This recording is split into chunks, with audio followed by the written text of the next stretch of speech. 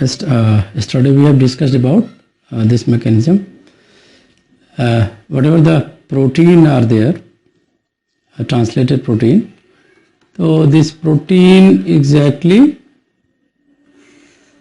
there are two types of protein: completed protein and partially synthesized protein. Okay, so we have discussed yesterday about completed protein. They undergo post-translational import. That is very important. Post-translational import. Okay, what is the post-translational import?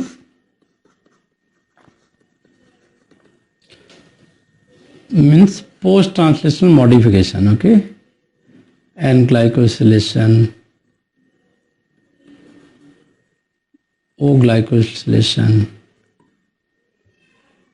glycosylation. This is the, and then glycolipid. Okay, addition, and then GPI anchor addition. Okay, GPI anchor addition.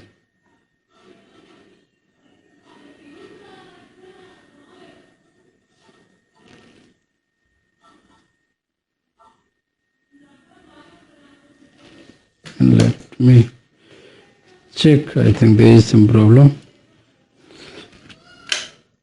Okay. So yes.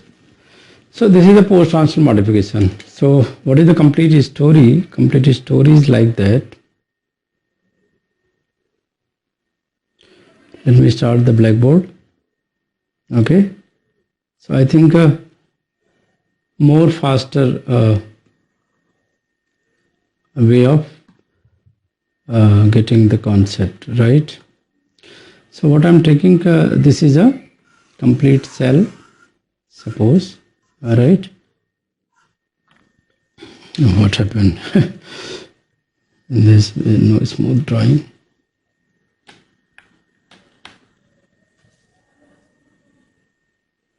Yes.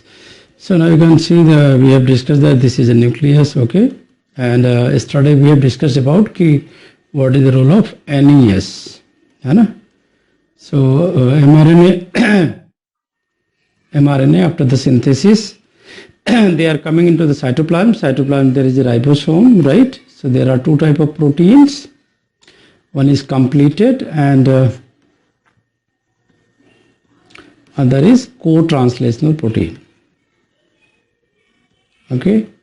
So first you should remember it well. Okay. What you should remember well about the classification? Co-translational, right? So completed protein, they must undergo the post-translational modification, PTM. I have discussed post-translational modification. Why this is essential? Because this is a stable protein, right? N-glycosylation, O-glycosylation, right? What is others? Lipid anchor, okay? Addition of lipids, and then GPI anchor.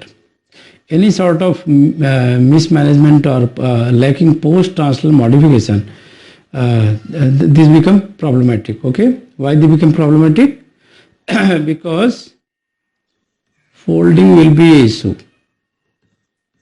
Folding will be an issue, and you know there is a Golgi stacking. What is the organelle? Called as the Golgi. Okay, so protein synthesize rough endoplasmic reticulum. Immediately they are undergoing the ER. ER को कलम में क्या पढ़ा था? This is an ER, and then protein is moving to Golgi bodies.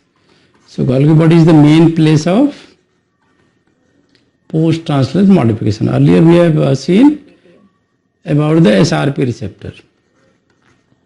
SRP receptor.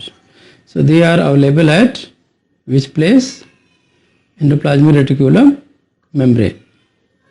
Here is the SRP receptor to receive the protein. Whatever the protein are floating in the cytoplasm, especially membrane protein, so they must be captured by the SRP interaction. SRP receptor, I have told you there are SEC61 protein is there, right? So SEC61 and 63 यही था ना? Yes sir, 62 and 63. हाँ, 62 and 63. Okay, so you will see the SRP. This consists of SEC63 lying inward and outward both. Okay, but SEC62 remain outside. So whatever the protein is there, they have the signal sequences lies at the N terminal, right? And whatever the SRP protein is there, SRP protein, they are binding to these signal sequences midway, right? यहाँ पे bind करना है इनको, and then they are interacting with this SRP receptor, and then translocation start with the translocon. Okay, translocon. So I have told you there is an internal enzyme which cleaves the signals. And what is the name of enzyme? Signal peptidase. Okay, signal peptidase is there, which is removing the signal, and in the unfolded form. This is a unfolded form. They are coming inside the ER. Okay, they are coming inside the ER, and in the ER there is a BIP, another HSP 70 protein, and outside there is a also HSP 70 protein, hits of protein. Okay, so the primary objective of this HSP 70 or this BIP protein is to prevent them from improper folding. Otherwise, what will happen? If there is improper folding is there, they must be degraded by mechanism of ERADE.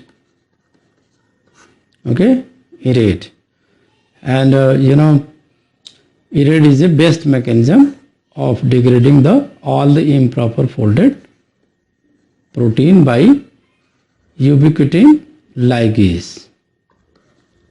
Ubiquitin ligase is there, which carrying all these improper folded protein into the cytosol. Okay, and then in the cytosol there is a addition of ubiquitin, and then there is a proteasomal degradation. So what is happening if a large amount of unfolded protein accumulates, then the response is activated in the ER cytosol, which is called as the unfolded protein response, UPR. Then this is called as the unfolded protein response, called as the UPR, unfolded protein response. So this is a special protein which is exactly binding this unfolded protein, and then they are bounded by the ubiquitin ligase and then they are coming in the cytosol, where all the protein is marked by a specific protein called the ubiquitin, and then proteasomal degradation is started, because the proteasome complex, they are going to identify those proteins which are marked with the ubiquitin.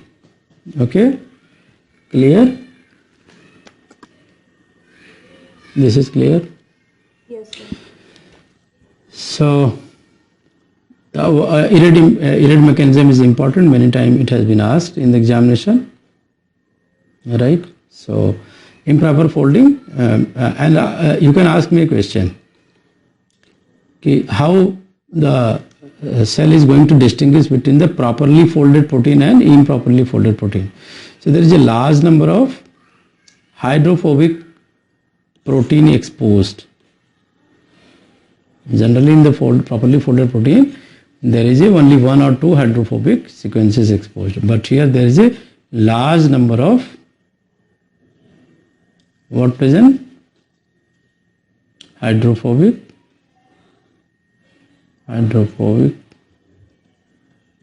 proteins are there exposed. This is a identification mechanism for UPR activation. Okay, that is called the unfolded protein response. There must not be high accumulation of the protein, unfolded protein. Immediately this will be degraded by the ERAD, because this is occurring in the inside the cytoplasm of endoplasmic reticulum by the proteasomal pathway. That's why this is called as the ERAD. We will discuss a little bit more about this mechanism, but this is a very fruitful mechanism. This is a very useful mechanism. So you can ask me a question ki how this all was discovered. Because post-translational modification, you will see there is a certain order is followed. A specific order is followed. What is the order that is followed? The order that is followed is, first there will be N-glycosylation, addition of sugars, okay, and then O-glycosylation, then lipid addition, and then addition of GPI anchor. So CSIR has asked role of GPI anchor कि अगर ये GPI anchor remove कर दें, then what will happen? If N-glycosylation को remove कर दें, then what will happen? And also there is a question कि what is the need of post-translational modification, PTM. So if you are talking about the role of post-translational modification, exactly they solve two purposes, right? So PTM there is addition of some additional component, okay, and that additional component is very, very fruitful in the term of transport, because via the Golgi they have to be transported, okay. So some modification is occurring in the ER and some modification occurring in the Golgi, okay. So there are two types of modification. So you can ask me, what is the mechanism of transport from ER to Golgi body? So if there are dangerous things are involved, for example, lysosomal protein. Lysosomal protein. Okay, then what will happen? If lysosomal protein is there, what will happen? They must be transported by the inside the vesicle, because they may be dangerous to the soul. So that's, you can see there is a forward and retrograde transport, okay, and there is a retrieval signal also. So we have discussed yesterday that Golgi to ER, Golgi to ER, there is a one transport GER, and retrieval signal is attached, and the protein is destined from ER to Golgi body. So these things have been asked many times. So post-translational modification, everything, because N-terminal is modified by the addition of sugar. So mostly you will see there will be 14 sugars which are attached, and then in stepwise manner 3 glucose molecules are removed. Okay, so this is the N-glycosylation which occurs as a specific amino acid, because the protein is going to be modified. So a specific amino acid is involved, and that amino acid is especially asparagine. Okay, so asparagine modified, then there is a N-glycosylation, and if there is a another amino acid is involved, which is a different, and this is at a C terminal, then this is called the O-glycosylation. So this is saving the protein from degradation, because if they are not post-translationally modified, so there was a reconstitution experiment that was performed, reconstitution experiment. What you will say? Reconstitutional experiment that was performed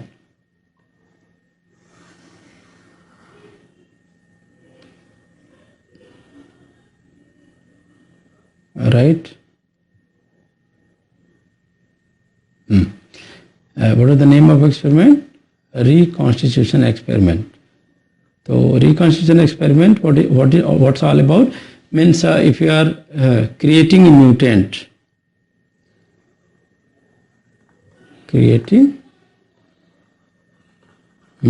that lacks enzyme that adds N-glycosylation. That modifying the protein by addition of the sugar at N end, that is called the N-glycosylation. Okay. So if you are creating the mutant, they are not able to export properly. This was observed. Okay. Similarly with the O-glycosylation. Right. And GPI anchor has a very specific role. Not all protein is modified with the GPI anchor, but certainly there is a order is followed in the post-translational modification, that is N-glycosylation, O-glycosylation, then lipid addition, then GPI anchor in the last. We will discuss about that. So creating this was called as the reconstitution experiment. Why? Because if you are creating the mutant and then replacing mixing with the normal one. So mutant and then it was not able to export, and then you mixed with the normal cell. Then it was able to export. So it was identified that the post-translational modification is certain. It's a very important mechanism. It must occur properly. And there is a series of mechanism involved. Lots of mechanism is involved. Okay, so we have discussed a lot. Let us study in the detail. So I hope this kind of study on the blackboard is very helpful in understanding the complex examples and diagrams and the explanations. So that's why I started this first page that is related to the blackboard. What is your feedback? What do you want to say?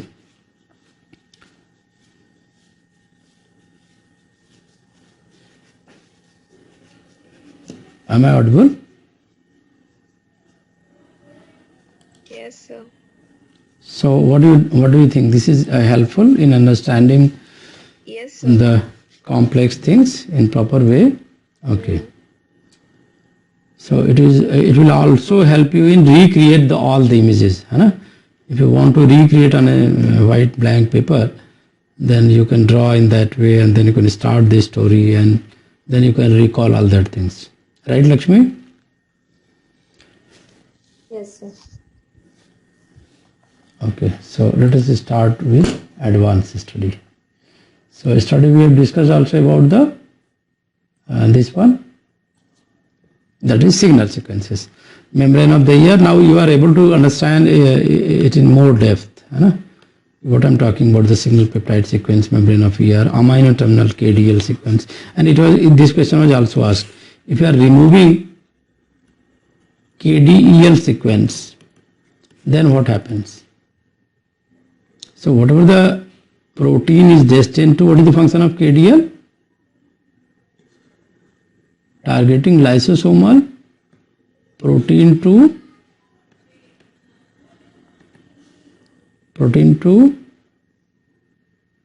lysosome. In lack of KDEL, they will not be able to.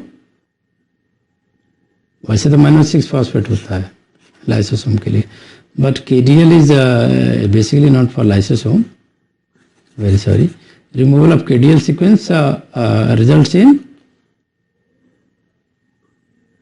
whatever the protein that should be targeted toward the luminal surface of ear, they are not moving to the luminal surface of ear, rather than get stuck somewhere at the plasma membrane. Okay. So this question can be designed, such question, if you are removing KDEL sequence, what will happen? What will be the consequences, right? If you are removing the NLS, then what will happen? Then it's a better way to test the creating the mutant. Okay. They can give you the story, suppose there are just cells which are lacking in the NLS sequences, right? And then what may be the following consequences, which one is true, which one is wrong. PTS for the peroxisome, right? Mannose-6-phosphate. So if your cell is lacking mannose-6-phosphate, the lysosomal protein will not be able to target here in the lysosome. So remembering this will help you a lot. And again, if you'll see,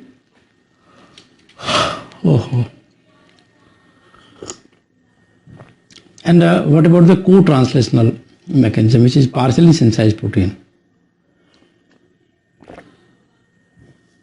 So here after the post-translational import goes to cytosol, nucleus, mitochondria, plastid, peroxisome. This is very important to you. And if they are co-translational protein, then they are modified in the ER, and then they goes to Golgi apparatus. Okay, and Golgi apparatus, there is one more modification is there. So there are two steps of modification. One in the ER and other in the Golgi apparatus. So now the question is there, okay, what kind of things would be carried out by the secretory vesicle, right? So mostly you can see if the protein is going into the lysosomal especially, they must be carried out by the secretory vesicle. And secretory vesicle, I have discussed that yesterday, they can be transported by the following mechanism: COP2, then COP1, right?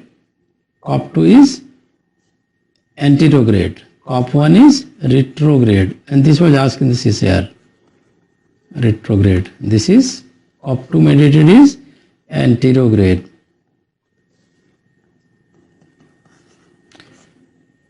Anterograde. If there is any feedback and any suggestions, you can give me, because you are the future scientist, and actually everything is for you only. So you should feel comfortable. Anterograde. जो भी style हमारे पढ़ाने की बहुत ज़्यादा पसंद आती है वो चीज़ हमें बता दिया करो, because fruit seller don't know which one is better fruits. Okay, वो सारा मिक्स करके फिर खिलाएगा आपको अगर आप फीडबैक नहीं दोगे तो. So in very similar fashion, whatever the style you find more graspable and easy to remember for you, you should leave a small feedback after end of the class or in between the chat if you cannot say anything, because always there is a scope of improvement. So COP2 is anterograde and COP1 is retrograde, okay, and secretory vesicle, and then another is cladrine coated. Cladrine coated. So where cladrine coated concept is there, this is applies especially in the, कहाँ पे apply होता है cladrine coated vesicles?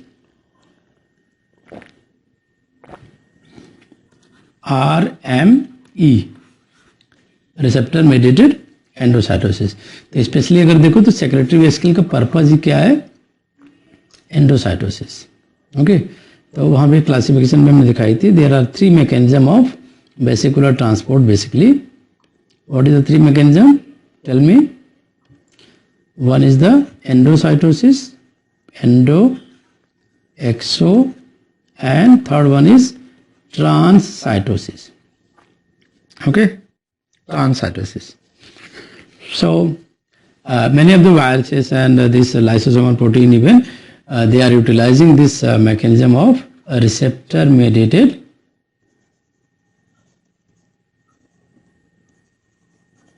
तुम लोगों ने feedback भरा था जो हमने लिंक दिया था उस पे ऐप पे? भर दिया था? ओके, मैंने चेक नहीं किया. चलो, तो ये क्लियर हो रहा है ना? बिल्कुल आपके सामने सीन चल रही है पूरी story. This classification again and again I am discussing because this classification you must remember, and one classification will get you the exact idea and you are not going to confuse if any question is asked, है ना? Okay,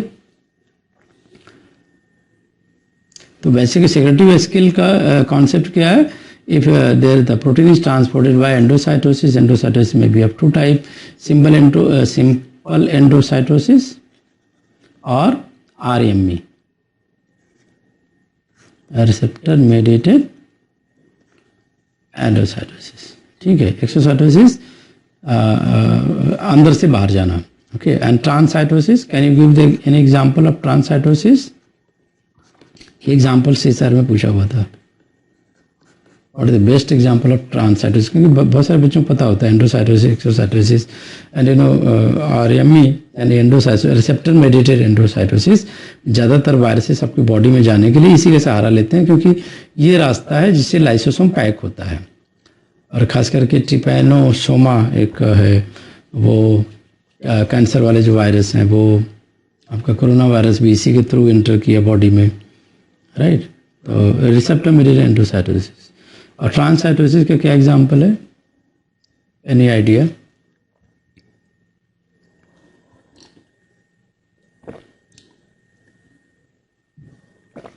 no idea? One idea can change your life. Just guess करो, just make a guess.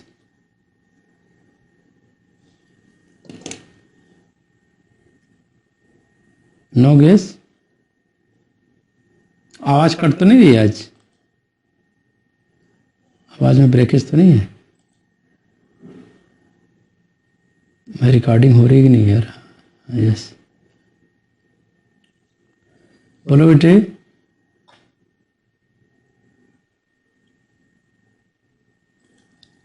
Any guess for ट्रांससाइटोसिस?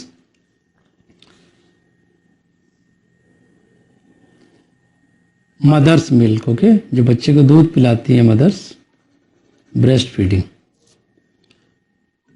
This the best example of transcytosis. बच्चा तभी दूध पीता है when in the smaller vesicle a lot of milks are packed and they are coming to the breast. यहाँ पे आते हैं glands पे. Okay, and then when the baby is suckling, and then these small vesicle is going to be release the milk.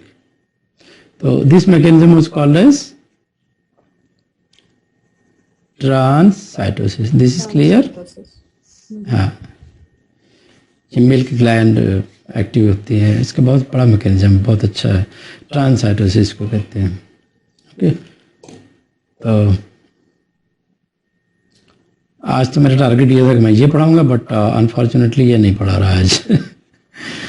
Because इसकी पहले बहुत सारी, हाँ, गेट का कॉन्सेप्ट बड़ा अच्छा लगा मुझे, है ना. Gate 1 gate 2. हम लोग ज़्यादातर क्या जानते हैं? बाई 1 गेट 1, राइट, है ना. By 1 gate 1. तो सेल में भी हमारे होती है गेट 1 गेट 2. अगर आप एक काम करोगे तो आपको 2 काम मिलेगा, right. And this is a receptor. This gate 1 gate 2 is a complex receptor which require a special cofactor TRC40. This is very similar to SRP and SRP receptor. Similar, I am using the word, right. And what is the purpose? So there are many proteins. कल मैंने बताया था कि बहुत सारे protein होते हैं जिसका एन टर्मिनल अंदर जाता है, और बहुत सारे प्रोटीन होते हैं जिनका सी टर्मिनल बाहर रहता है और एन टर्मिनल अंदर रहता है.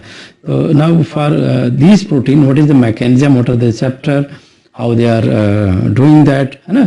तो आप देखोगे ये सिंपल प्रोटीन्स हैं जिनमें कुछ अल्फा हेलिक्स हैं, एन टर्मिनल है. तो एन टर्मिनल और ये सी टर्मिनल पे देखोगे सिंगल सीक्वेंसेस है.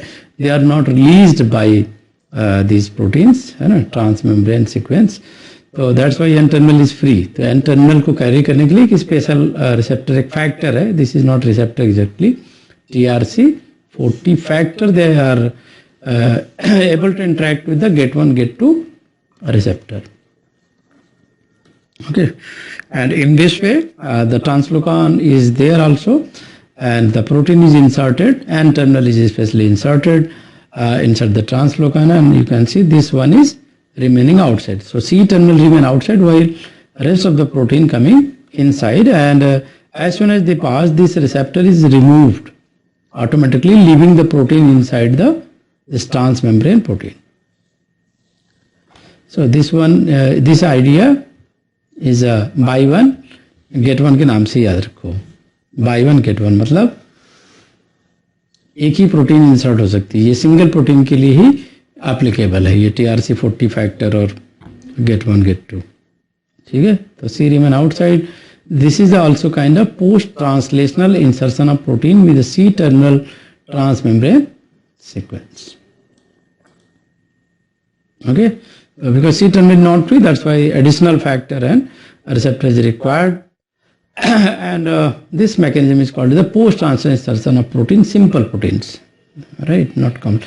There are various mechanisms. जैसे अब ये देखोगे यहाँ पे, अब इसमें थोड़ी प्रोटीन लंबी है ना, और प्रोटीन का 2 फोल्ड है, राइट, 2 फोल्ड है. तो अब यहाँ पे क्या है, C टर्मिनल बाहर नहीं रहेगा, अब N टर्मिनल बाहर रहेगा, C टर्मिनल को अंदर आना पड़ेगा. तो the protein in which C terminal is moving inside the ER lumen, right, they utilizing this mechanism to move, and the actual receptor is SRP and SRP receptor. So they are inserting the protein one by one, leaving the N terminal outside while rest of the protein making the loop coming inside. Okay, and then when the insertion of one protein is completed, then second protein is started coming, because this is a mechanism where co-translation is still going on. Co-translation, जहाँ पे co-translation चल रहा है वहाँ के लिए ये fit है, और बहुत बड़ी प्रोटीन है तो इनको ट्रांस मेम्ब्रेन प्रोटीन में इंसर्ट कराना है, ER के मेम्ब्रेन पे अटैच कराना है, तो लूप सिंथेसिस इज देयर. तो insertion of protein that span the membrane multiple time, यानी बहुत बड़ी प्रोटीन होती है. जैसे 7 रिसेप्टर हमने बताया था ना, 7 पास रिसेप्टर वो होता है किसमें, ह्यूमन आइज में, रोडोप्सिन में, बताया था ना कि या तो 7 होगा तो मल्टीपल 7 में होता है. बैक्टीरिया रोडोप्सिन में भी 7 था. Insertion protein that span the membrane multiple time, वो लूप बना के जाएंगे. ठीक है, तो पहला स्टेप ये हो गया. सेकेंड स्टेप ये हो गया. ठीक है, तो देखो वहां पे एक लूप थी, 2 लूप, फिर थर्ड लूप आ गई. तो insertion protein that span the membrane multiple times.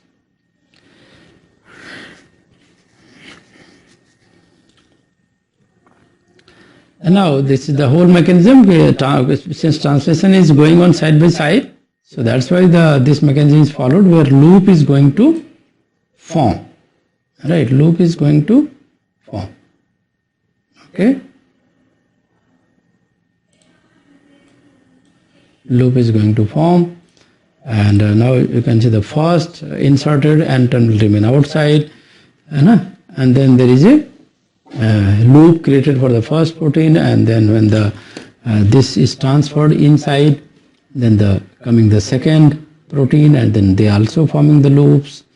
Okay, you can see here they are forming the second loop. Okay, first loop and then second loop. तो ये क्वेश्चन पूछा सकता है कि जितना लूप बना, तीन प्रोटीन आई तो कितना लूप बनेगा. तो लूप तो बना 2, एक अंदर और एक बाहर. ठीक है ना, क्योंकि पहली प्रोटीन आई तो फर्स्ट लूप, सेकेंड प्रोटीन आई तो, है ना, फर्स्ट और सेकेंड प्रोटीन आई तो 2 लूप बनेंगे ना. नहीं, फर्स्ट प्रोटीन आ रही है, 3 प्रोटीन और 2 लूप, ऐसे है. 3 protein and 2 loops, 1 outside 1 inside, 1 in the cytosol and other in the lumen. Clear? This is the third transmembrane sequence, and that's why there is a loop. ये घटाते जाओगे, ये formula बन जाएगा. 4 protein 3 loop, 3 protein 2 loop.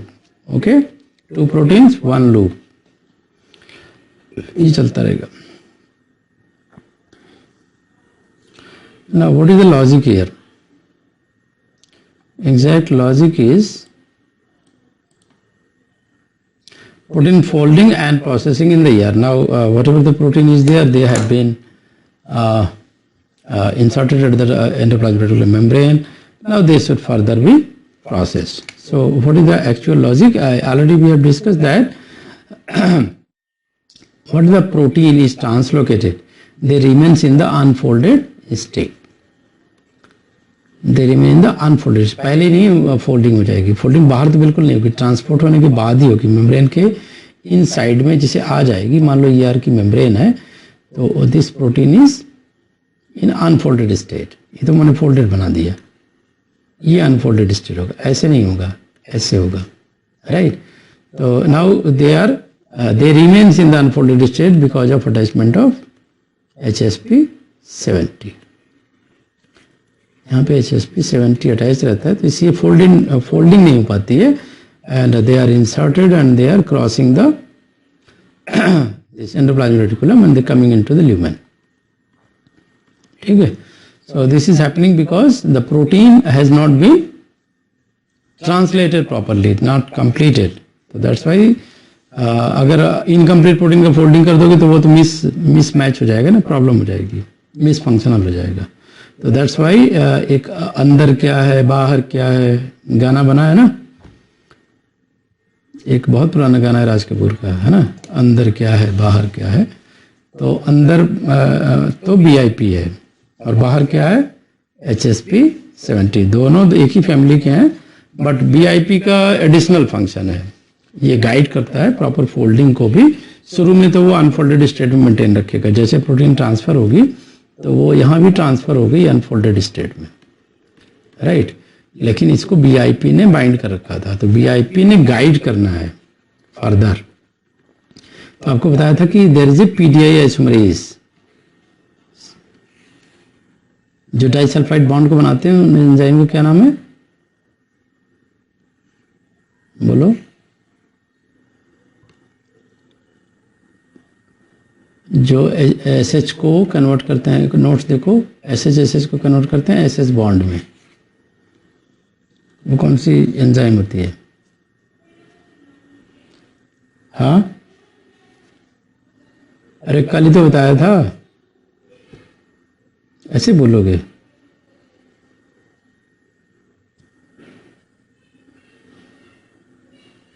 डाइसल्फ PDI तो था शायद ना, आइसोमरेज ऐसे ही कुछ था ना, कुछ याद आ रहा है? तो नाउ डाइसल्फाइड बॉन्ड बनेगा, ये प्रॉपरली गाइड करेगा, प्रोटीन फोल्ड होगी फिर प्रॉपर शेप में, क्योंकि अब ये जब सारी प्रोटीन ट्रांसफर हो जाएगी then only the folding starts, and mainly this is help by the HSP70 chaperones and BIP, right? Got the idea? So correctly assembled protein are released from the BIP and are available for transport to Golgi apparatus. तो ये सारी modification ER में हो जाती है, किसकी, जो को ट्रांसलेशन, मैंने वो क्लासिफिकेशन में भी दिखाया था आपको, यू कैन रिमेम्बर।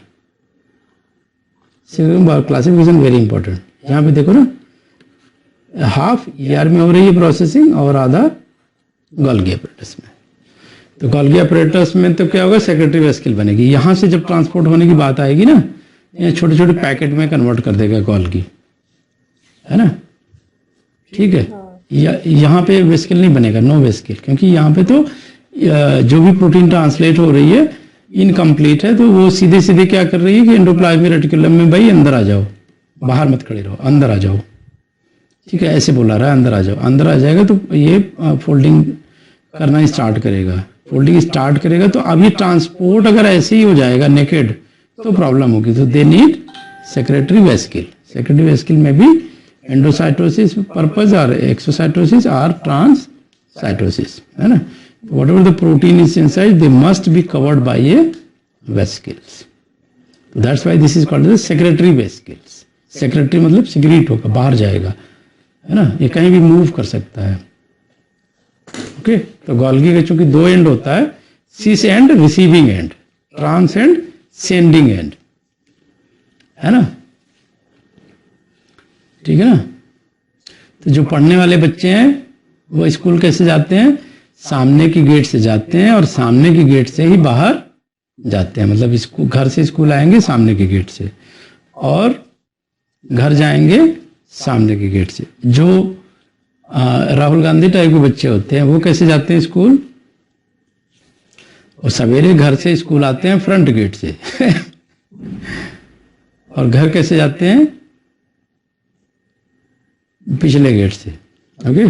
तो यहाँ भी राहुल गांधी वाला मैकेनिज्म है कि cis Golgi is the receiving end, okay, and trans Golgi is the sending end. तो लेट एंडोसोम वहीं पे वो बन रहा है ना, early endosome and then late endosome mature to form lysosome. ये सेक्रेटरी वेस्किल ये सब में, एंडोसाइटोसिस में भी एक्सोसाइटोसिस ट्रांसोसाइटोसिस. अब क्या है लाइसोसोम में, क्या है ढेर सारे ये vesicles, they are organised into the one large vesicles laden with the enzymes. इतना क्लियर हुआ ये?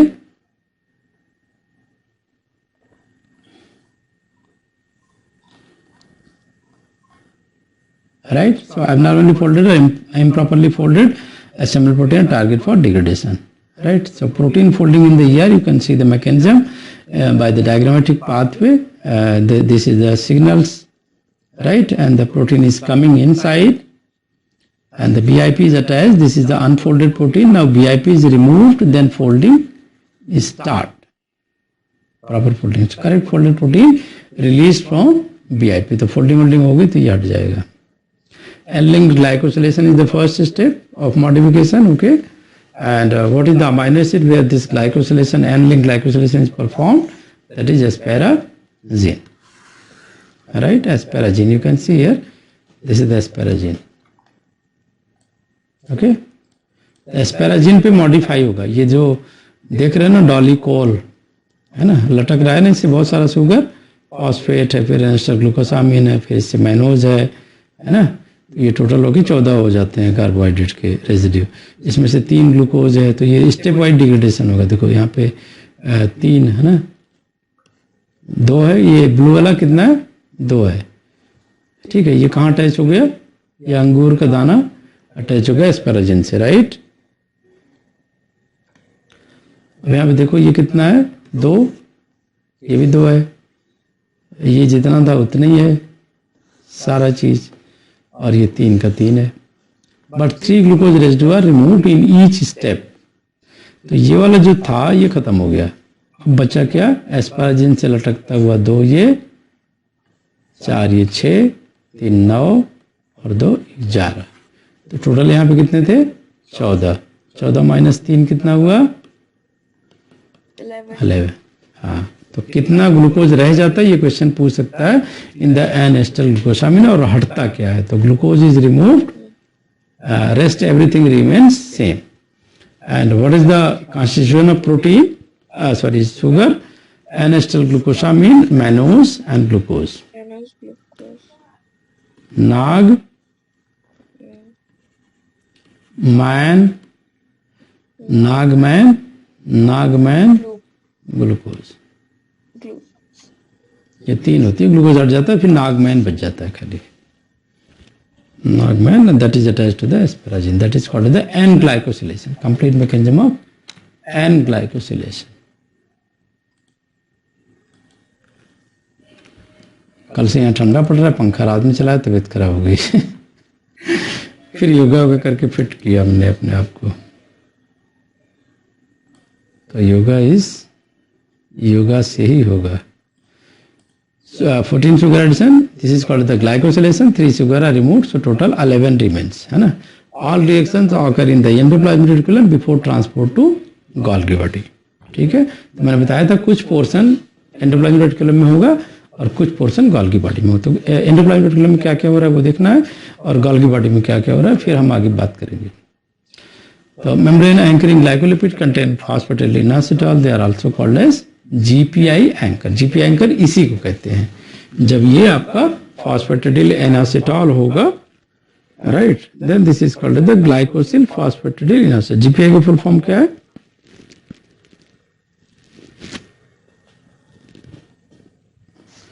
Glycosyl phosphatidyl inositol. हाँ हाँ, GPI anchor, protein glycosylation ER. GPI anchor are assembled in the ER membrane. They are then added immediately after completion of protein synthesis to the carboxy terminals of some protein that are retained in the membrane by C-terminal hydrophobic event. C-terminal replaced by GPI anchor. यहाँ पे GPI anchor replace करता है C-terminal को. They are transported to the cell surface as membrane component via the secretory pathway. अब transport हो रहा है ना Golgi को, अब secretory pathway आपका start हो जाएगा. तो GPI anchor, how they are attached? They are replacing the C terminal and they are attached. Okay, ठीक है. What is the orientation? The orientation within the ER dictate the GPI anchor protein are exposed on outside of the cell. बाहर रहेगा, बाकी protein अंदर आ जाएगी. तो with the GPI anchor mediating the attachment to the plasma membrane. So now you can see addition of GPI anchors diagrammatically.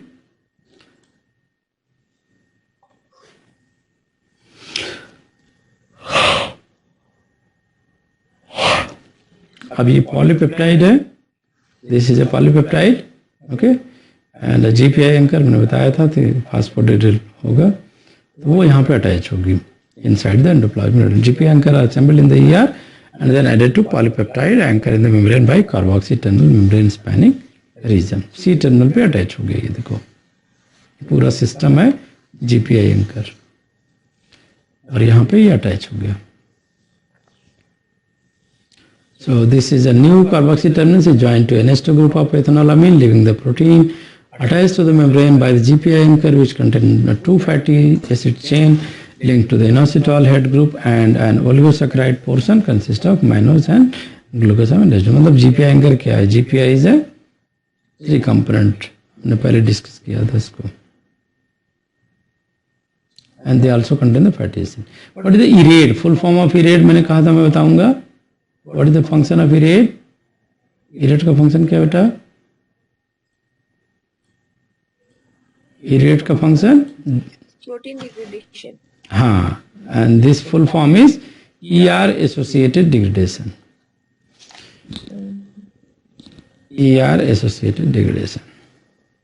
So misfolded protein is identified, written from the ER to cytosol and then degraded by ubiquitin proteasome system. Ubiquitin This, proteasome system. हाँ, तो ये question पूछ सकता है कि quality control of the protein is maintain by what? Quality control is maintained by ER associated degradation. ER associated degradation. And exactly what is the ER associated degradation? This is a ubiquitin proteasome system. Another modification is glycoprotein folding. As the glycoprotein exists, the translocon, chaperone bind and assist in folding in the protein is correctly folded. It proceeds to exit the ER. है ना? Otherwise they will be destined to the degradation in the endoplasm. मतलब endoplasmic reticulum से बाहर निकलने के पहले ensure हो जाता है कि करेक्टली फोल्डेड है कि नहीं. If they are not correctly folded तो ये यूबिक्विटिन लाइगेज देखो एक्टिव हो जा रहा है. मैंने बताया था ये मिसफोल्डेड प्रोटीन है. ठीक है, तो ये पैकिंग नहीं हुई, ये सेक्रेटरी वेसिकल नहीं बना. अगर फोल्डिंग होती तो सेक्रेटरी वेसिकल होता और गॉल्गी बॉडी को जाता. मिस फोल्डिंग हो गई तो यूबिक्विटिन लाइगेज इसको खींच के ले आया, इसके हाँ हाँ यहाँ पे ले जाएगा. हाँ, यूबिक्विटिन अटैच होगा, देन प्रोटीसोम के इनसाइड में जाके वो कैंची है, आरी मशीन, चारा काटने वाली मशीन तो काट के अलग कर देती है. जाओ भाई, ठीक है. इसको कहते हैं ERAD mechanism. What is happening with the ubiquitin ligase helps in transfer of misfolded protein to transmembrane and protein degraded in the cytosol after ubiquitin attachment, and final degradation occur in the proteasome. This is a kind of degradation ERAD mechanism, but how high level of misfolded protein is identified, so their regulation is done by the UPR, and UPR full form is unfolded protein response. So हमने इसकी heading दी है misfolded protein and UPR. मैं मेरे दिमाग में इसका एक बड़ा अच्छा कार्टूनिस्ट सा नाम आ रहा था. तुम गेस कर सकते हो अगर बताना चाहो तो. इसमें का फोल्डेड हटा दो, ये हटा दो. अब इसका क्या नया नाम हो जाएगा? Miss UPR. तो जो लड़की आज से तुम्हें शरारत करते मिल जाए उसका क्या नाम रखोगी?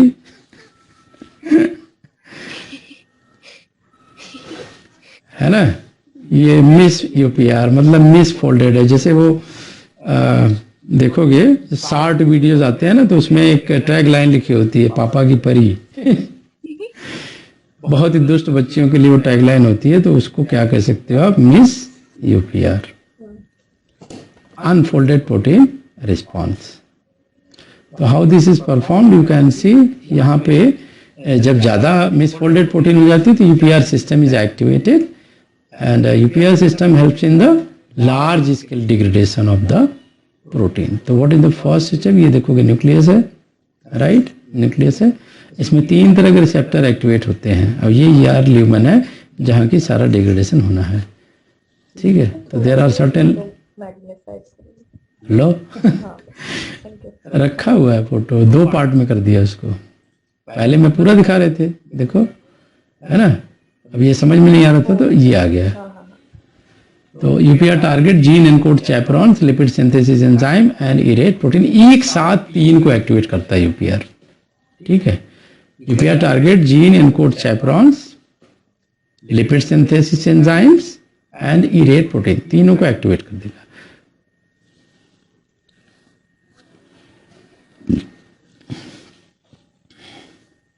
ठीक है, तो न्यूक्लियस में ही जाना, सिग्नल तो कहाँ पे, प्रोटीन एक्यूमुलेशन कहाँ पे हुई, साइटोसोल में हुई। साइटोसोल में जब हुई तो यूपीआर मैंने बोला था कि there is a small proteins that is crossing the nucleus, मतलब they are going inside the nucleus, nucleus में जा रहे हैं। अब वो क्या करते हैं कि वो, अब इसको, इस प्रोटीन का नाम भी यूपीआर प्रोटीन कर लो, UPR protein is binding to the DNA, right, and they activating some additional protein formation like erate proteins and lipid synthesis enzymes। अब क्यों लिपिड सिंथेसिस एंजाइम, क्योंकि बहुत सारा इसमें डिग्रेडेशन शुरू हो जाएगा, तो लिपिड अलग होगी, ग्लूकोज अलग होगी, तो मेटाबॉलिज्म का पार्ट बना देते हैं। ऐसा नहीं कि यूरिन के थ्रू उसको गायब कर देंगे, राइट, ऐसा नहीं करती बॉडी। तो you can see there is a name of various transcription factor, जैसे XBP1 का मैंने देखा बड़ा इंपॉर्टेंट है, फिर दूसरा है ATF4, ठीक है, ये ट्रांसक्रिप्शन फैक्टर है, ध्यान रखना, ये ट्रांसक्रिप्शन फैक्टर तीनों जा रहे हैं, देखो यूपीआर भी जा रहा है, XBP1 गया एंड ATF4, ये तीनों आ रहे हैं, तीनों मिलके काम कर रहे हैं। जैसे इसमें इंडिया, अमेरिका और जापान की क्वाड की मीटिंग हो रही है अमेरिका में। अब क्यों मीटिंग हो रही है तुम्हें पता नहीं होगा, क्यों मीटिंग हो रही है, ये मिसफोल्डेड प्रोटीन जो है तालिबान, उनको खत्म करने के लिए, समझे आप। मिसफोल्डेड प्रोटीन कहीं भी रहेंगे तो उदंडता ही करेंगे, बॉडी में है वो तो प्रॉब्लम करेंगे, न्यूरो डिजीज कॉज करते हैं, अल्जाइमर्स कॉज करते हैं। अब अफगानिस्तान में वही सब हैं, तो देखो आपस में ही मार रहे हैं सबको, और फिर बड़े स्तर पे वो ठीका ले रहे हैं। ठीका मतलब जानते हो ना, एक तरीके से ऑर्गेनाइज्ड क्राइम, वो क्राइम करने का कंट्री हो गया हब, वहाँ कोई पकड़ेगा नहीं, क्योंकि उनके हाथ में मिलिट्री हो जाएगी, उनके हाथ में सारा कंट्री ही उनका अपना है, तो वहाँ कोई हमला नहीं करेगा, तो वो पैसे से, मिसाइल से हमले करेंगे, सबको मारेंगे, पूरे वर्ल्ड की कंट्रीज को। स्पॉन्सर कौन करेगा, चाइना। तो चाइना की अपनी मिलिट्री बच गई, उसने पैसा खर्च कर दिया और मरेंगे मारेंगे अफगानिस्तान वाले, तो लड़ाई किसी और की लड़ेगा कोई और। ये स्पॉन्सर मैकेनिज्म चल रहा है अफगानिस्तान में, तालिबान ने जो कब्जा किया है और उसको स्पॉन्सर किया पाकिस्तान ने। तो इसको जड़ से ख़त्म करने के लिए, पाकिस्तान को, अफगानिस्तान को हमेशा के लिए ख़त्म करने के लिए, ये क्वाड की 4 कंट्री मिले हुए हैं इसमें, इंडिया, जापान, ऑस्ट्रेलिया, एक और कंट्री है कोई, ऑस्ट्रेलिया, इंडिया, जापान, अमेरिका 3, हाँ ऑस्ट्रेलिया 4, तो क्वाड कंट्री बन गया। तो ये क्या कर रहा है, एडवांस वेपन सिस्टम से लेके सारी पॉलिसी और सारा मिसाइल और सारा ये सब करके जॉइंट ऑपरेशन कभी भी करेंगे और तालिबान को ख़त्म करेंगे जड़ से। रूस भी इसमें शामिल हो जाएगा बाद में, क्योंकि रूस के लिए सबसे ज़्यादा प्रॉब्लम है।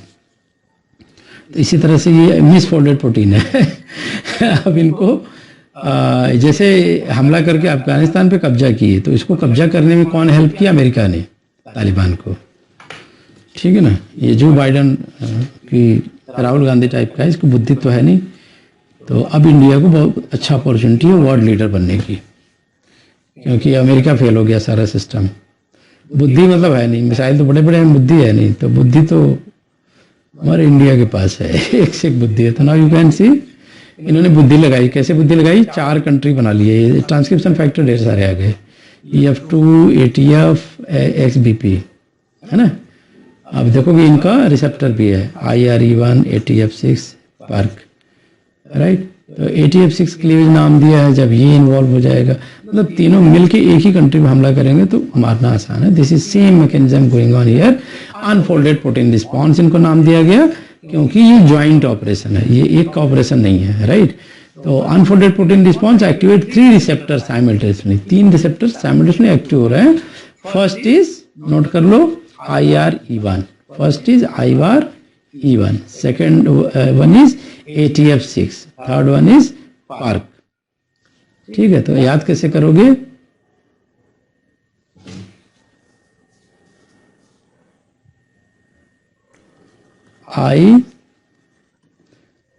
आइए पर I फॉर IRE1 है ना, A फॉर ATF6 और पर हमने यहाँ ले लिया PARC, IA PARC। Okay, there are 3 receptor activated simultaneously. अब ये 3 रिसेप्टर पूछोगे क्यों बना, क्योंकि ट्रांसक्रिप्शन फैक्टर है ना, ट्रांसक्रिप्शन फैक्टर के थ्रू वो सारी प्रोटीन डिजाइन होनी है जिसको कि मारना है। तो this lead to synthesis of XBP1 which translocate to the nucleus and stimulate transcription of UPR target genes, and second receptor ATF is cleaved to release the activate ATF6 transcription factor. Third receptor PARC is a protein kinase, ये special है, that phosphorylate the translation factor EF2, यहाँ पे आप देख ही रहे हो। This inhibit the general translation, तो translation भी रुक गई कि भाई ज़्यादा प्रोटीन मत बनाओ, ये प्रोटीन तो अनफोल्डेड हो गई, ठीक है ना, मतलब खराब हो गई, मिसफोल्डेड हो गई। इनका काम है रोकना, भाई रुक जाओ, सीमा को सील कर दो, हमला ये करेंगे, ठीक है। तो UPR target gene encoding chaperones enzyme involved in lipid synthesis and ERAD proteins. Depth में पढ़ो तभी मजा आता है पढ़ने का, है ना, चीजें लिंक होती जाती हैं चीजें, राइट। एक्चुअली आज मैं यही सोच रहा था कि why we are doing so much hard work, तो actual purpose is to, Hindi में बोलते हैं दिमाग खोल, ओके, ओपन द ब्रेन। तो जब हम डिस्कस करते हैं, एक्सपेरिमेंट डिस्कस करते हैं, बहुत सारे सिचुएशन बताते हैं, ये हो गया वो हो गया, है ना, सेल कैसे डिसीजन ले रही, तो we are expanding our neurons. तो इसको कहते हैं दिमाग खोल। तो दिमाग, अदरवाइज तो पकौड़ा चाट खा कर अगर CSIR निकलता तो बहुत सारे लोगों को निकल जाता। 6 लाख लोग बैठते हैं every year and only 12,000 seats are there CSIR, उसमें भी 50% तो रिजर्वेशन कैटेगरी में मान लो, ठीक है। तो बचा 6,000 में से 6 लाख लोग, मतलब 1% से भी कम हो गया, 1% के आसपास हो गया खाली। तो 1% साइंटिस्ट जब बनाओगे तो दूसरा कंट्री आगे निकलेगा ही, 50% भी नहीं है। So now this all mechanism was identified by a special experiment called as the reconstitution experiment. तो आप क्या करोगे, म्यूटेंट सेल लाइन क्रिएट करोगे that lack the enzyme that adding the N-acetyl glucosamine, नाग, हमने बताया था ना, नाग होता है प्लस माइनोज होता है प्लस ग्लूकोज होता है, ठीक है, 3 चीज होती है, ग्लूकोज हट जाता है, नागमैन बचता है। तो ये ऐड ही नहीं हुआ, इसको कहते हैं N link glycosylation. First step है बिफोर द गोल्गी एपरेटस में एन लिंक हो गया यहाँ पे। तो अगर म्यूटेंट क्रिएट करोगे देन व्हाट विल हैपन, क्या होगा, क्वेश्चन ये है। तो इसका तो मकसद यही था ना कि they should be transported out of the Golgi apparatus after this modification. तो अब जैसे आपने ये हटा दिया, ये एंजाइम म्यूटेंट हो गई, म्यूटेंट सेल लाइन हो गई, तो they will not be going outside, not going outside Golgi apparatus, they remain in the Golgi apparatus. आप कह लो गोल्गी एपरेटस में इकट्ठा शुरू हो गए, नॉट गोइंग आउटसाइड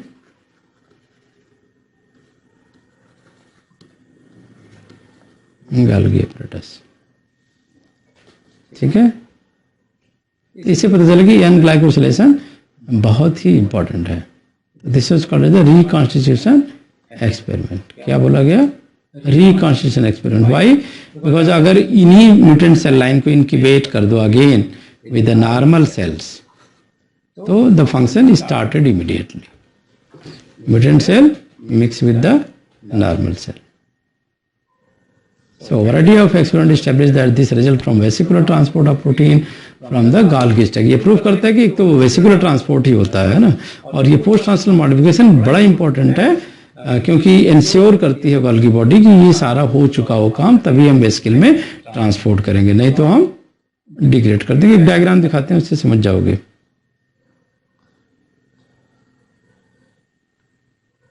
हाँ ये देखो डायग्राम है ना, now you can see here. ये गोल्गी बॉडी में तभी आएगी when this is everything is completed properly, and then there is a correct folding, and then only the vesicle will form. Otherwise ubiquitin ligase complex, and then protein is ubiquitinated at the cytosolic side of this complex and degraded in the proteasome. Miss UPR.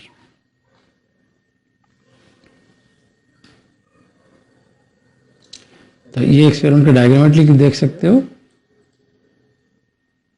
और this is the virus which is creating the mutant, right? And as a result, they're lacking the specific enzyme in the Golgi body, which will form this N glycosylation. So this is the mutant Golgi, and this is the normal Golgi. And if you are mixing those, because they are now not transporting, exporting the protein in the vesicular form, they holding back. Right? If you are mixing with the normal Golgi, they again what happened? You can see. The mutant Golgi and then transporting vesicles is started. This is the normal Golgi, this is mutant Golgi. तो अब क्या हुआ? Because दोनों को मिला दिया आपने, तो now they started the function of addition of N-acetyl glucosamine because the enzyme अब ये सारा प्रोटीन तो इधर आ गया, यहाँ पे एंजाइम ऑलरेडी है, राइट? है तो होगा, मतलब if enzyme is there, then an addition and glycosylation will occur, and they will be packed into the vesicle properly. तो अभी कोई आपसे आधे घंटे भी बहस करे इस ट्रांसपोर्ट के बारे में, intracellular transport and vesicular trafficking, तो आपको बिल्कुल क्लियर दिखाई देना चाहिए कि what is happening. Intracellular transport कब हो रहा है? जब protein is synthesized in two way, completed way में या तो को ट्रांसलेशन मोड में. और जब वो पहुंच जाएगी, ठीक है, तो हमने बताया कि पोस्ट ट्रांसलेशनल मॉडिफिकेशन वहां पे जरूरी है जहां कंप्लीट प्रोटीन है, ठीक है, बिफोर द ट्रांसपोर्ट टू गाल्गी, है ना.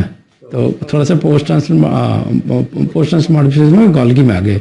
तो गाल्गी का फंक्शन क्या है? वेसिकुलर ट्रांसपोर्ट, ठीक है ना. और बाकी का क्या है? जो इनकम्प्लीट है उनके दो पार्ट में मॉडिफिकेशन हो रही है, कुछ ईआर में और कुछ गाल्गी में, ठीक है ना.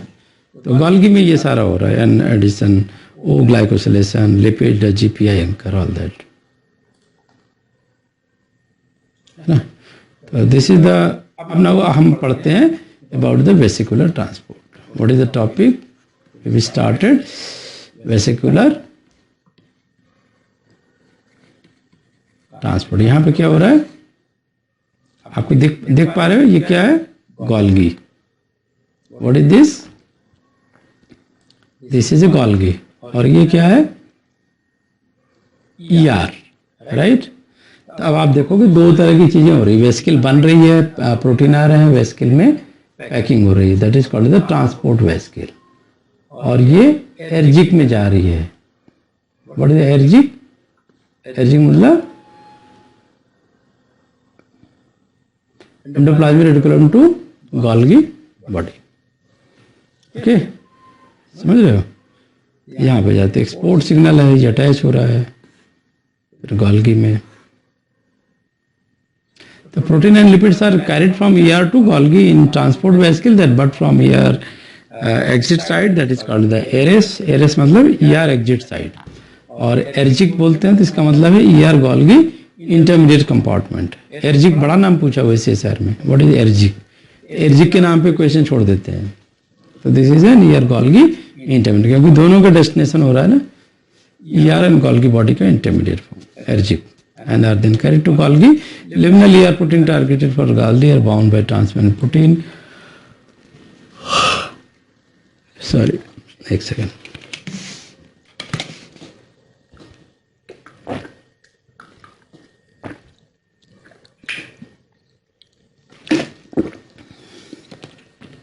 So resident ER protein destined to remain the lumen of the ER are marked by KDL. जो रह गए उनको KDL मार्क कर लेगा। And retrieval sequences at their carboxy terminus in this protein are exported. अगर एक्सपोर्ट नहीं हुआ तो वापस जाएगा ना भाई सामान, ठीक है ना, तो वो उसके लिए KDL रिसेप्टर अटैच कर देते हैं। That is called as the retrieval system. एक तो एक्सपोर्ट सिस्टम हो गया और एक दूसरा हो गया कि जब नहीं एक्सपोर्ट हुआ तो रिट्रीवल सिस्टम। तो रिट्रीवल सीक्वेंस KDL का नाम दे दिया गया। KDL also called as retrieval sequence,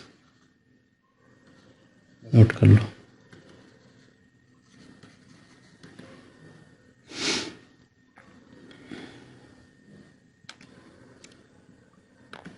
है ना, this protein exported from the ER to the Golgi, they are recognized by a recycling receptor in the ergic or the Golgi and selectively returned to the ER. So what is the retrieval signal for the vesicular transport? KDL।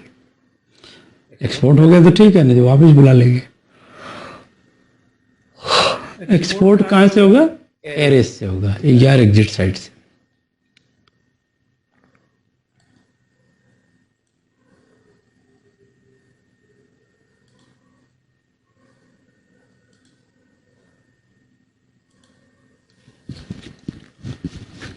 अगर KDL sequence को delete कर दो then what will happen? ये question पूछा हुआ है। फिर क्या होगा? सो तो नहीं गए तुम लोग? कुछ बोलते बोलते रहा करो। हाँ, तो there will be no retrieval, क्योंकि एक्सपोर्ट जो होना था, अगर नहीं एक्सपोर्ट हुआ तो वापस जाना चाहिए, लेकिन आपने KDL सीक्वेंस से रिमूव कर दिया तो रिट्रीवल नहीं होगा, है ना, रिट्रीवल नहीं होगा। ये म्यूटेंट वाले क्वेश्चन वेरी इंपॉर्टेंट होते हैं, इसको वेरी इंपॉर्टेंट कैटेगरी में डालो। सर अगर रिट्रीवल नहीं होगा तो डिजीज होगा क्या? म्यूटेंट बनेगा तो डिग्रेड होगा, मैकेनिज्म होती है ना, सिस्टम होता है उसके पास वही इरेड वाला मैकेनिज्म, क्योंकि तो बीच में हो रहा है ना, एंडोप्लाज्मिक रेटिकुलम और गोल्गी बॉडी के बीच में ये सारा मैकेनिज्म हो रहा है। डायग्राम देखो ना, डायग्राम याद किया करो माइंड में। माइंड में मैं क्या याद करता हूँ? डायग्राम। अब देखो ये क्या है, ये गोल्गी बॉडी से ईयर में चला जाएगा और ये ER है, ये गोल्गी है। एक्सपोर्ट वेस्किल तो यहाँ बनी, अगर एक्सपोर्ट हो गई तो ठीक है, गोल्गी में पहुंच गई, इसका मतलब नहीं पहुंची तो KDL सीक्वेंस अटैच होता है और ये रिट्रीव होती हैं और फिर वापस यहाँ चली जाती हैं। तो जब आपने KDL हटा दिया तो ये तो यहीं बीच में अटक गई ना, दोनों के बीच में, ER और गोल्गी बॉडी के, ना उधर से इधर आया। रिट्रीवल मतलब वापस बुला ले रहा है ना, भाई एंडोप्लाज्मिक रेटिकुलम में जाओ, तो जाने का सिग्नल ही खत्म हो गया, तो ना तो गोल्गी बॉडी के अंदर पहुंचा ना तो एंडोप्लाज्मिक रेटिकुलम में पहुंचा। तो अब वो कहाँ जाएगा? रिसाइकलिंग रिसेप्टर में जाएगा, क्योंकि एक्यूमुलेशन होगा तो खराब होगा ना। तो now they are going to the recycling receptor.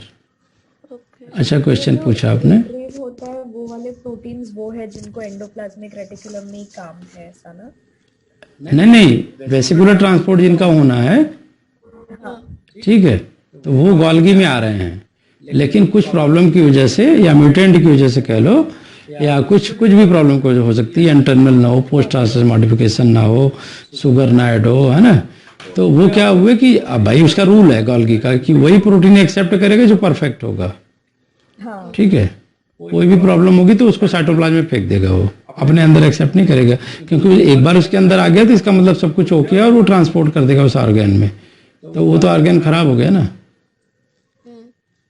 तो सिस्टम बन रखा है कि भाई अब KDL सीक्वेंस इस पे अटैच करो, क्योंकि ये ठीक नहीं है, वापस ले जाओ, उनकी दोबारा मॉडिफिकेशन करके करेक्ट करो। यहाँ पे कपड़े नए ले आए, फट गए, तो आप दर्जी के पास जाते हो ना, तुरंत वापस करने थोड़ी चले जाते हो 1 महीने बाद, दर्जी से सिलवा के पहनोगे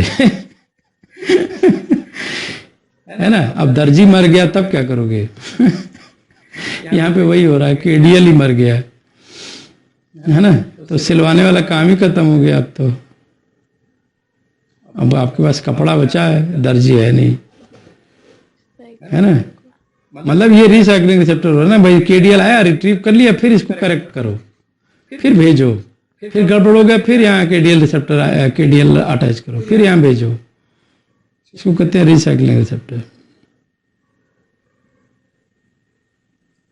ठीक है।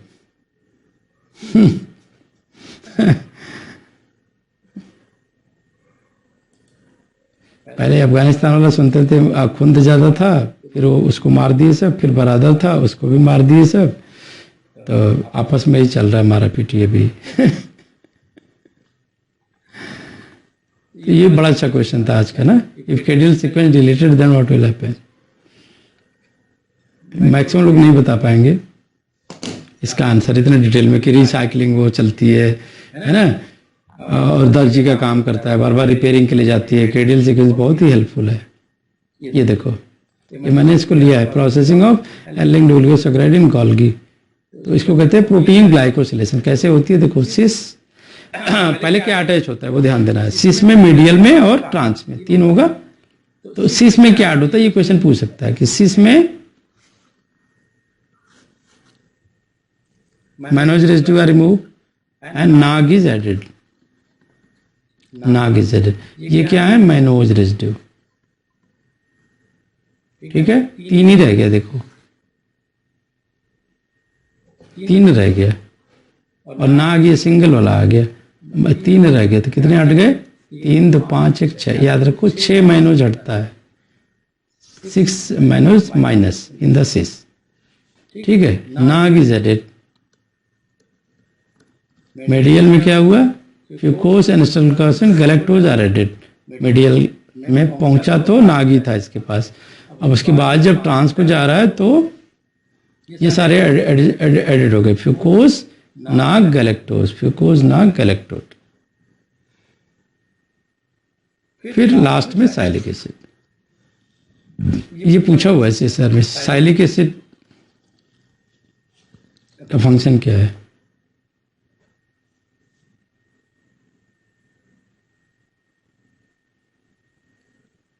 तो आप जानते ही हो मैनोज 6 फॉस्फेट कहाँ पे अटैच होता है, जो प्रोटीन लाइसोसोम में जानी होती है उनके ऊपर ये अटैच होता है।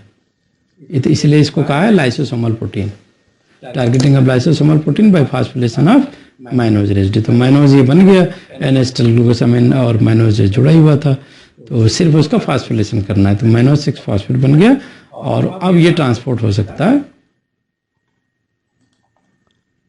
तो O-linked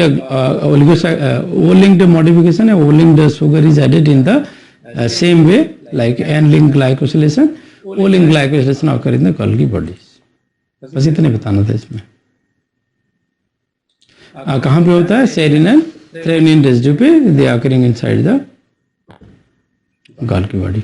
एग्जाम्पल, बेस्ट एग्जाम्पल क्या है भाई, O glycosylation is required because all the ECM component, especially proteoglycan जो होता है, this is the best example of O-linked glycosylation। तो ये पूछ सकता है, क्योंकि ये किसी को याद नहीं रहेगा कि O glycosylation का बेस्ट एग्जाम्पल कौन सा है, proteoglycan in ECM।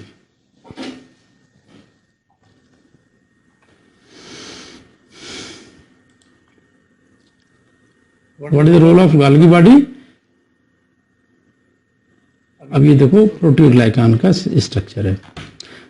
प्रोटियोग्लाइकान means long chain of glucosamine glycans, which are repeating disaccharides, chondroitin sulfate, keratin sulfate join to form a core protein, join to core protein. Each GAG may contain up to 100 sugar residue and as many as 100 GAG may be linked to core protein। ठीक है, इसलिए इसको क्या नाम दिया, gag, gag chain. ये protein है, protein पे गैग चेन अटैच हो रही है। तो ये गैग मतलब शुगर, गैग मतलब शुगर, शुगर मतलब ग्लाइको, और ये है प्रोटीन, तो इसका क्या नाम हो गया, ग्लाइको प्रोटीन। ठीक है, गैग का क्या फुल फॉर्म है, ग्लाइकोसामिनोग्लाइकान।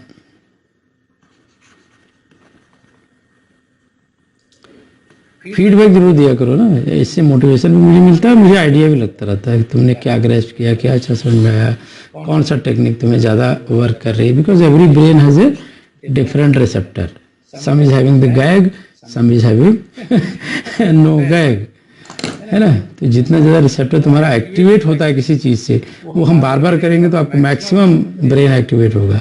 इसलिए मैं पूछ रहा हूँ, टेक्निक तो मुझे पता है ना। We don't want to go into the much experimental mode, but फिर भी जो बेस्ट है वो कर सकते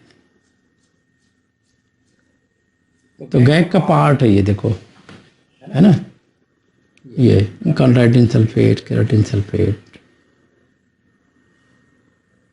लिख लिया ना, गैग का पार्ट है। गैग का फुल फॉर्म कीवर्ड जरूर लिखा करो, कीवर्ड से ही एग्जाम में क्वेश्चन आ रहे हैं। गैग का फुल फॉर्म पूछ दिया, ग्लाइकोसामिनोग्लाइकान्स, उसमें कौन कौन से हैं, डाइसैकराइड, वो कॉन्ड्राइटिन सल्फेट है, केराटिन सल्फेट है।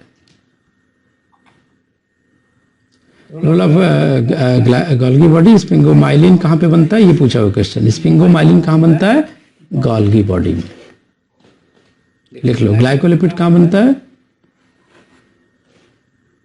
तो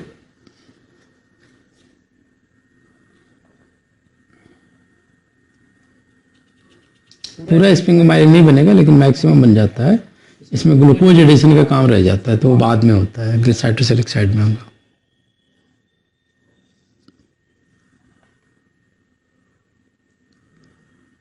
this is synthesis of sphingomyelin and glycolipid. Plant cell में भी देखोगे तो गोल्गी बॉडी का बड़ा रोल है। आपका जितना सेल वॉल का कंपोनेंट है, सेलुलोज है ना, हेमिसेलुलोज है, पेक्टिन है, ये क्या है, प्लांट को स्ट्रक्चरल मतलब मजबूती देते हैं। तो all the strong things of the cell wall is only because of Golgi apparatus. तो इसीलिए हमने हेडिंग डाली है, plant cell wall component are synthesised in Golgi apparatus and then transported in vesicle to the cell surface. Around it, तो plant cell का जो Golgi body है दिन रात यही काम करता है, राइट। क्या करता है, पॉलीसेकेराइड सिंथेसिस, ये पूछ सकता है। What is the function of Golgi in the plant cell, क्या बोलोगे, पॉलीसेकेराइड सिंथेसिस, पॉलीसिंथेसिस।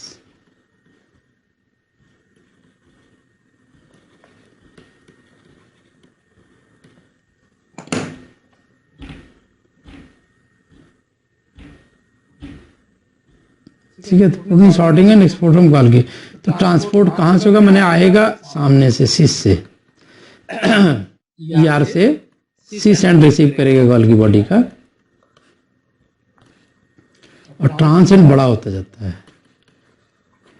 तो बडिंग जो होती है वो यहाँ से होती है, ट्रांस एंड से, ये देखो, है ना, बडिंग हो रही है trans, this is trans Golgi network, काफी बड़ा होगा। फिर यहाँ से लेट एंडोसोम, लेट एंडोसोम से लाइसोसोम, ये पूछा वैसे सर, ये रिसाइकलिंग एंडोसोम है ना, ईसा मसीह के उसकी तरह है।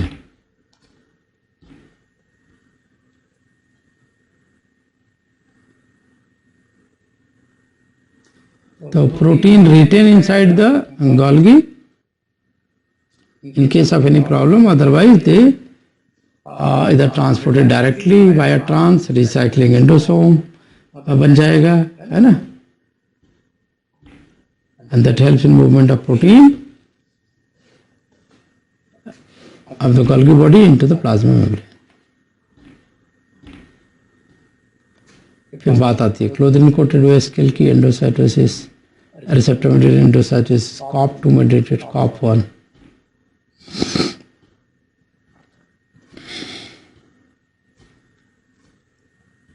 तो नॉन क्लोथिन कोटेड होगा तो COP2 COP1। COP2 का क्या फंक्शन है, but from ER to Golgi, Golgi, हाँ, ER2 सामने वाला है, ये फ्रंट एंड, फ्रंट यानी कॉप सेकंड पहले करोगे।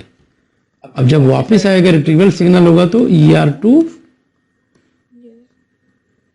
उल्टा बोल दिया, गोल्गी टू ER आया, हाँ, ER टू गोल्गी, ये फ्रंट हुआ ना, कॉप सेकंड तो बैक हो गया है ना, नहीं from ER to Golgi, yes ER to Golgi COP 2। ये है कॉप 2। और रिट्रीवल सिग्नल होगा जब अगेन ईआर में आएगा तो ये है कॉप 1,